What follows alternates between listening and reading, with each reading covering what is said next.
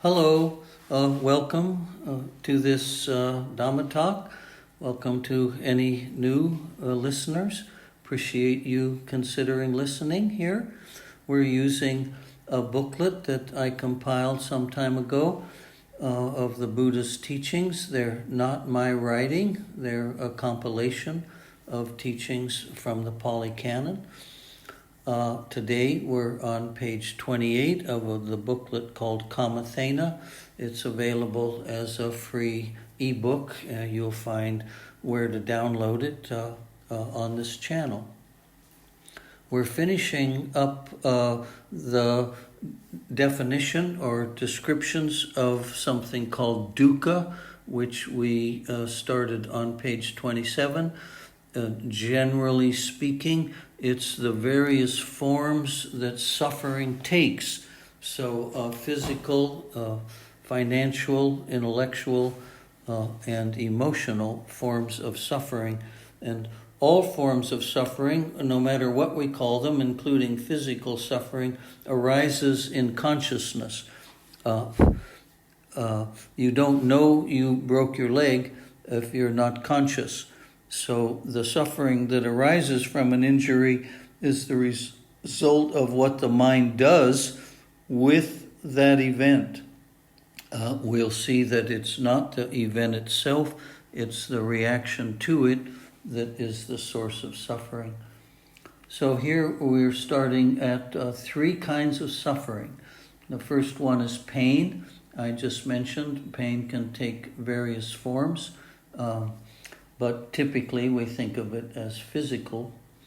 The second is dukkha, or suffering, that's inherent in conditions. So when it's too cold, too hot, too stressful, when we're extremely thirsty and on a desert or not, that's a condition. When we're in hurricanes, tidal waves, cyclones, earthquakes, mudslides, floods, etc. Those are conditions that suffering is inherent in. And relationships. Often the conditions of a relationship is one of great suffering. And the suffering due to change.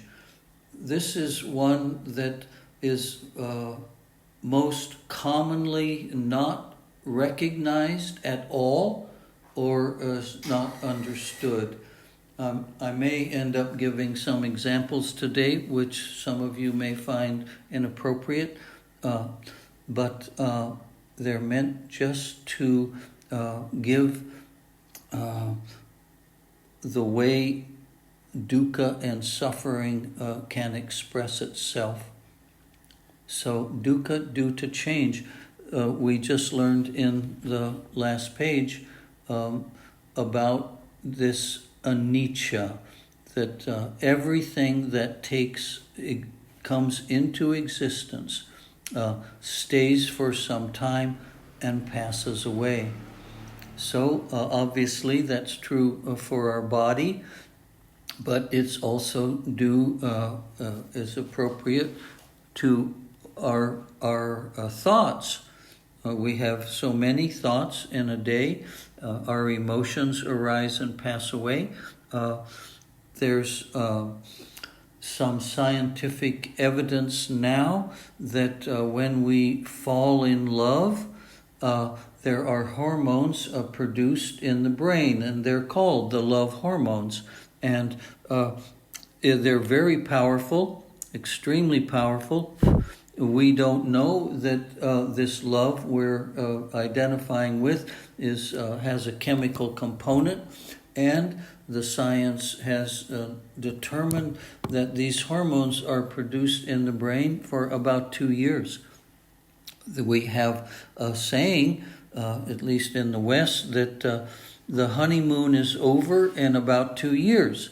And of course, we're not taught that this has a biological, it's part of a biological function, but certainly many marriages begin to experience a change after about 2 years, and it becomes more difficult to recover or have a new experience, a hormonal experience of being in love, and it takes more effort, takes more work to have a satisfactory relationship with someone. So that's one kind of change. Another one is these tragedies, people going missing, people being murdered, etc. Their family members are in shock. They are suffering real agony because their life has changed. And of course, nobody wants that to happen to them. And they have not understood the law of anicca and the law of dukkha, that everything is impermanent, everything is subject to change. And if our happiness is built on the concept that people we love should not die or have accidents or get cancer, that our marriage and our children and everything we hold dear should remain in the way we want it to be, then we're bound to suffer. Pain is a natural phenomena that occurs on its own. Okay? So it's a natural phenomena. You don't make it. Obviously, you don't want it. The moment it arises in consciousness, you want it to go away. The advertisements say fast, fast, fast relief. So take 2 pills or 3 pills, or take pills every 4 hours, or get a shot, or go to the emergency room, whatever. Anyway, make it stop. And I'm not suggesting that we should not do anything. I'm suggesting that our resistance to pain and our addiction to be wanting everything to be pleasant is the cause, one of the causes of suffering. There'll be more about this later, perhaps, that pain arises on the body just from sitting in a chair. So you're comfortably watching television or reading in a chair, and if you start to notice, you're constantly shifting your posture.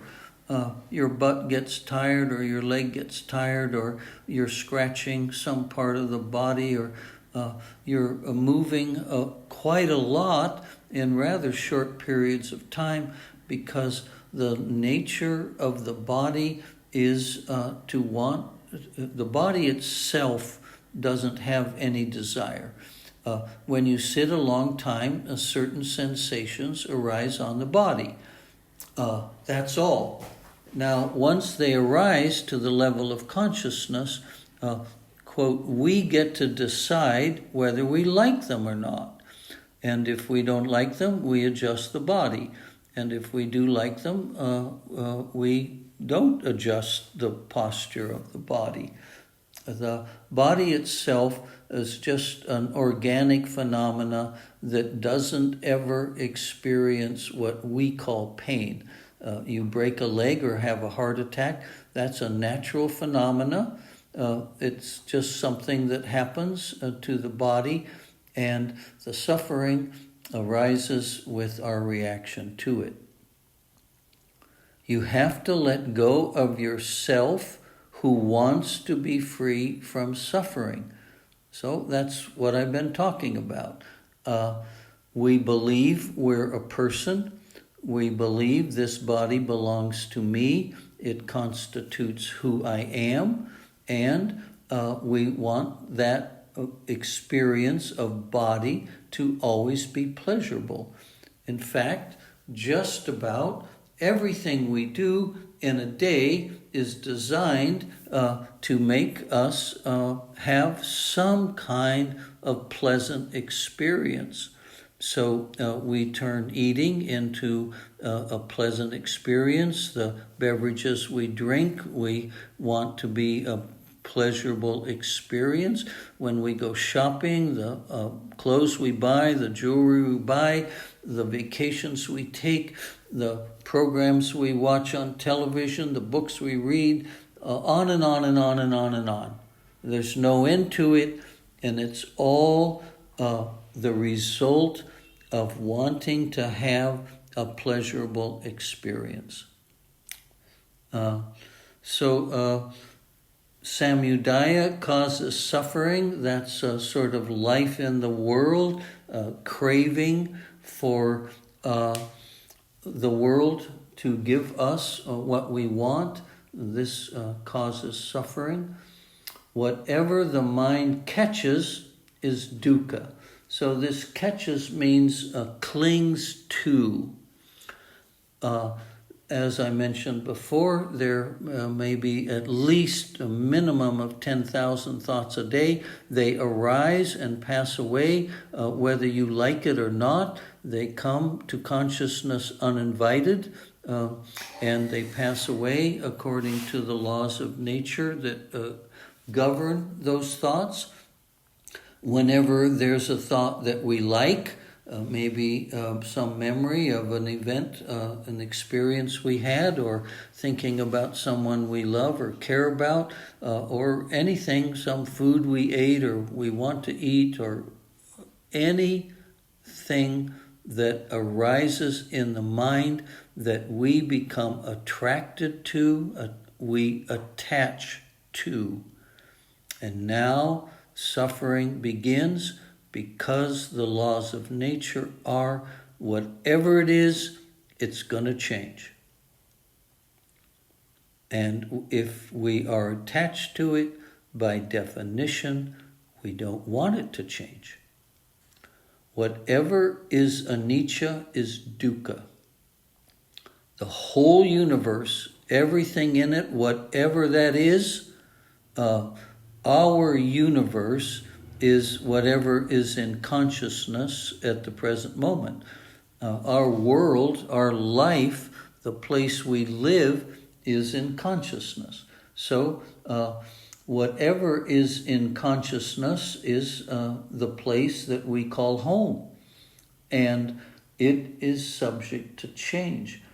As we practice mindfulness and meditation, we're better and better able to be a witness to these phenomena. Phenomena is something that arises and passes away. This is happening to us anyway. We're just not paying attention. Through seeing suffering, we can become wise. Okay, that's, I think, what I just tried to say.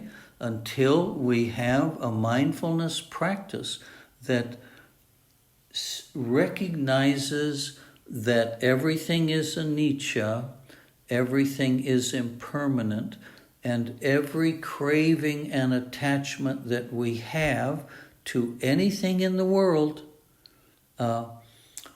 is a form of suffering, even when it feels good. It's a form of suffering because it's subject to change. It's out of our control, and it's not actually happening to a person. To the degree that we see that, we become wise. Most people can't imagine that wanting to live a pleasurable life is a form of suffering. In fact, all they can imagine is this is the escape from suffering. So people with lots of money spend it in an effort to constantly have a pleasurable life. People without much money find other ways, any way they can, to have pleasant experiences. The reason we call that a form of suffering is it can't last. And the more hungry we are for it, the more craving we have for these pleasant experiences, the more we suffer. Because even when we get them, they don't last. there is no experience. There's no sexual, sensual experience. There's no experience of a vacation or purchasing a private jet plane, whatever, that lasts. The emotional content of that experience arises and passes away. I think of it as, quote, the smell of a new car. We buy this new car and it really gives us a powerful sense of satisfaction.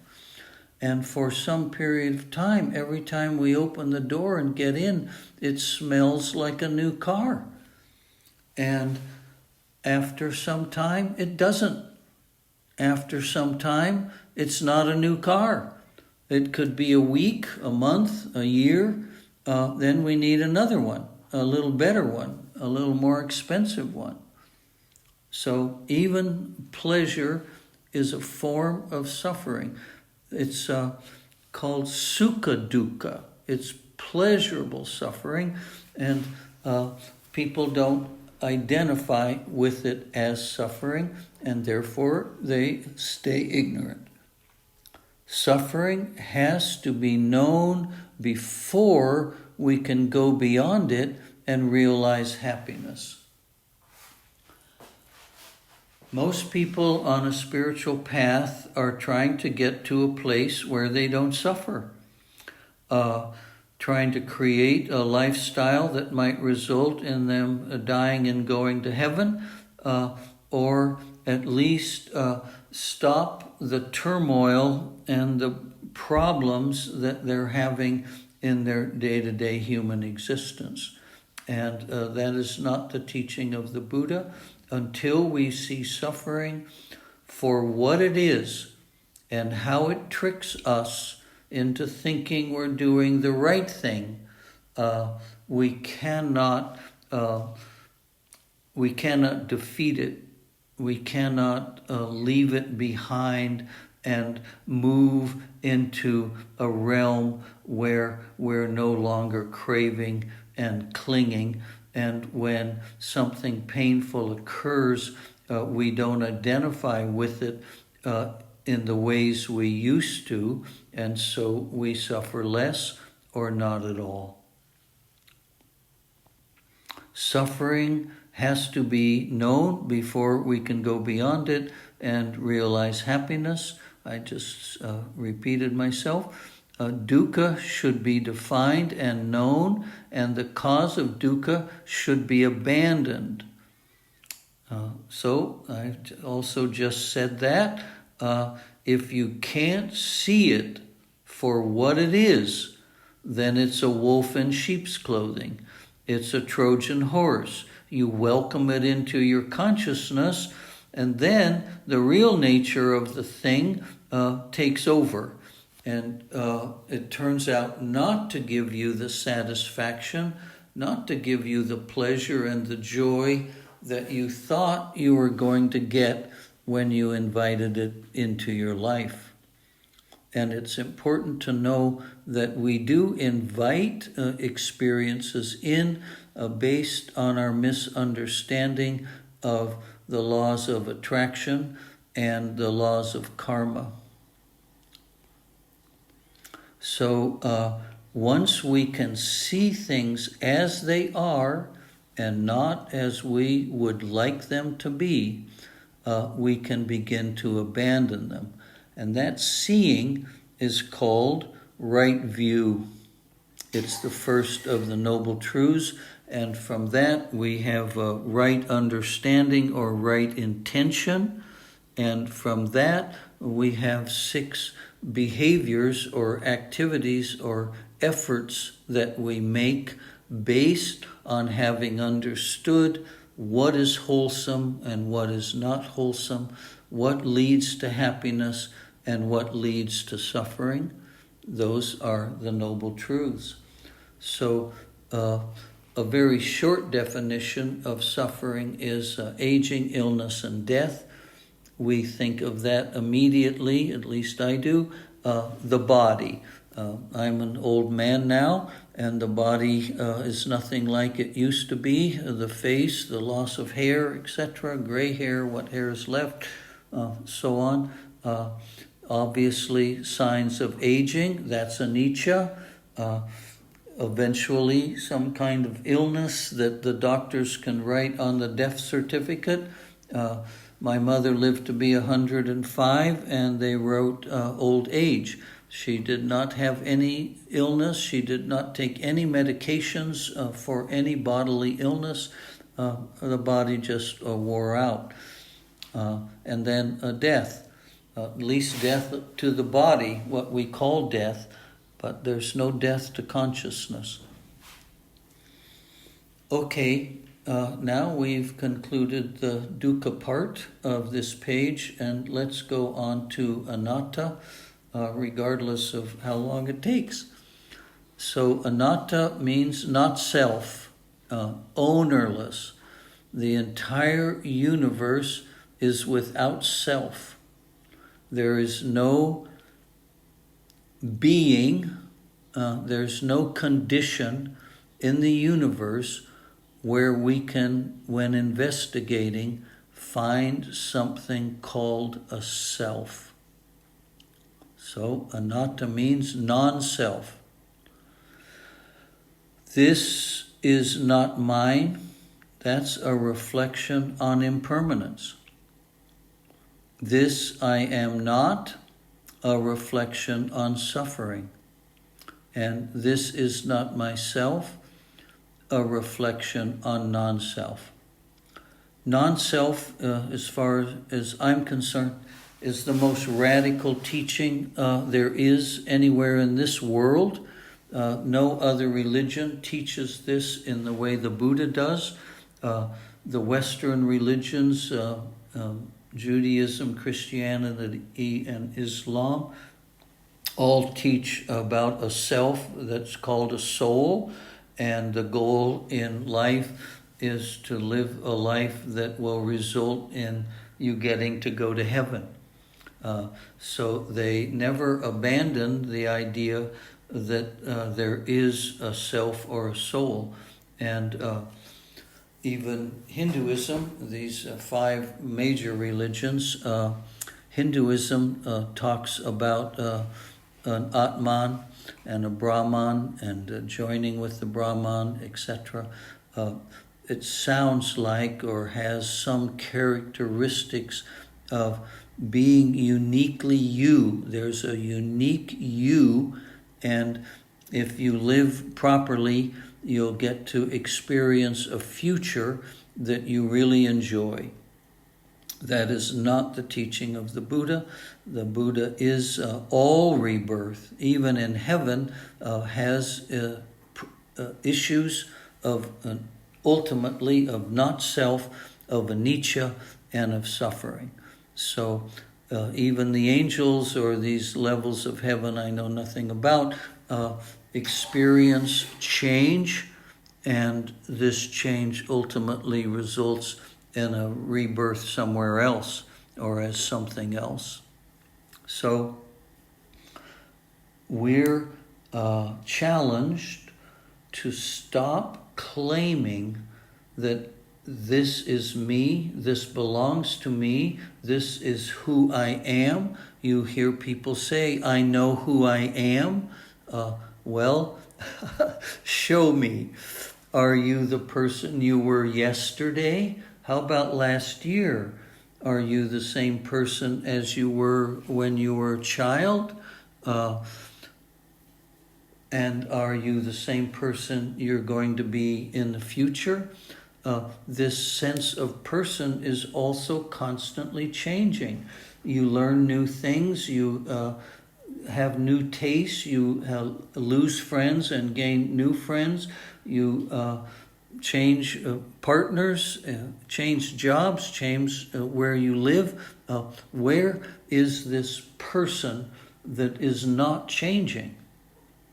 So everything is in a constant state of flux, including this idea that this is who I am. And that claim is the foundation. It's the original spark that results in birth, which results in suffering, aging, illness, and death. It should not be, it should not occur to me, should not be mine. It will not be, it will not occur to me, it will not be mine. A monk set on this would break the 5 lower fetters. So, Buddha gives us a kind of mantra here, a mental discipline where we release, we relinquish, we let go of this compulsion, this mental habit, this addiction to identifying anything that's happening to me through the 5 senses is me. That's it's happening to me.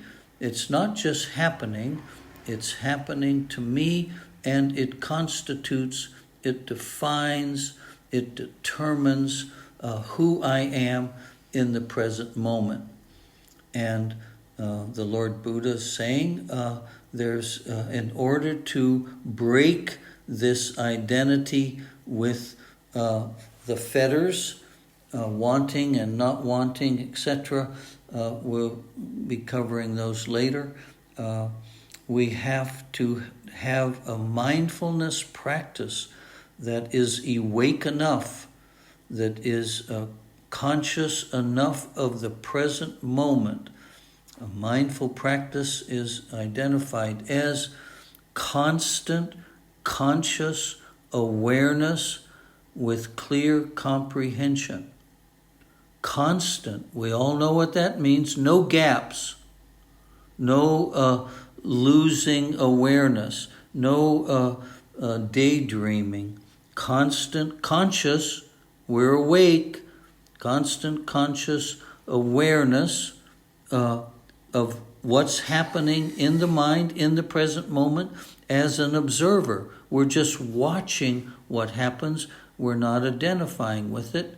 And with clear comprehension means we are not identifying with it. We're just watching it. We're a spectator.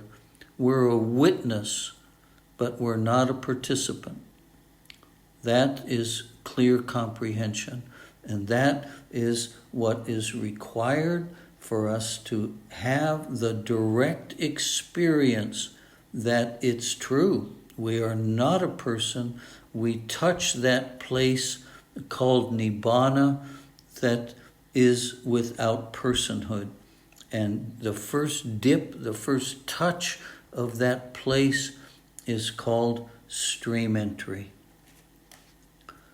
Okay, we've come to the end of page 28.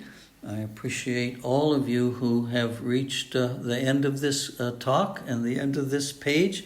I certainly invite you to come and listen to the following pages of this booklet.